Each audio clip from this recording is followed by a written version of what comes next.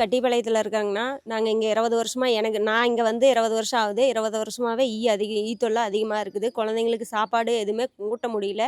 சாப்பாடு போட்டு வச்சாலும் அவங்க சாப்பிட்றதுக்குள்ளே 10 ஈயாட்டம் உளுந்துருது. அவங்க சாப்பிட்டு முடிக்கிறதுக்குள்ளேயே ஈ அதிகமாகவே வந்துடுது.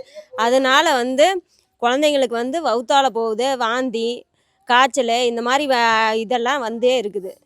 அடிக்கடி ஆஸ்பத்திரி போயே தான் இருக்கிறோம். என்ன பிரச்சனைக்கா? எதனால இந்த கோழி பண்ணை பக்கத்தில் அதிகமாக இருக்குது, மருந்து அடிக்க மாட்டேங்கிறாங்க. அதனால ஈ தொல்லை அதிகமாகவே இருக்குது. இப்போ இதனால என்னென்ன மாதிரி பாதிப்புகளாக இருக்குது? இது சம்பந்தமாக ஏற்கனவே கம்ப்ளைண்ட் கொடுத்துருக்கீங்களா? கொடுத்துருக்குறோம். என்ன சொல்கிறாங்க?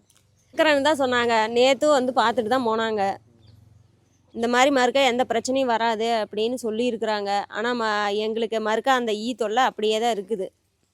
ஒரு விசேஷம் பண்ணாலும் ஏகப்பட்ட ஈ அதிகமாக இருக்குது. ஒருத்தர் சாப்பிட உக்காந்தாலே ஈ அதிகமாக தொல்லை அதிகமாகவே இருக்குது. சும்மா உக்காந்தா போதும், டீ வச்சுட்டு வந்தால் டீயில் வந்து உடனே டீ குடிக்கிறதுக்குள்ளேயே ஈ அதிகமாக விழுந்துருது. பேர் கிருஷ்ணவேணிங்க. மேரேஜ் ஆகி 8 வருஷம் ஆகுது. பேபிஸ்க்கு வந்து வாந்தி வவுத்தாலைங்கண்ணா. எந்த ஒரு பாத்திரமுமே ஓப்பன் பண்ணி வைக்க முடியல. எதை ஓப்பன் பண்ணாலும் பால் காய வச்சா கூட எல்லாம் ஈ விழுந்துருது. இப்போ அங்கன்வாடியிலேயே கொண்டு போய் விட்டோம்னா அந்த சாப்பாடு ஃபுல்லாகவே ஈயாவே தான் இருக்குது. அங்கன்வாடியிலையும் எல்லா பேபிஸ்க்குமே வாந்தி வயிற்றால தான் போகுது.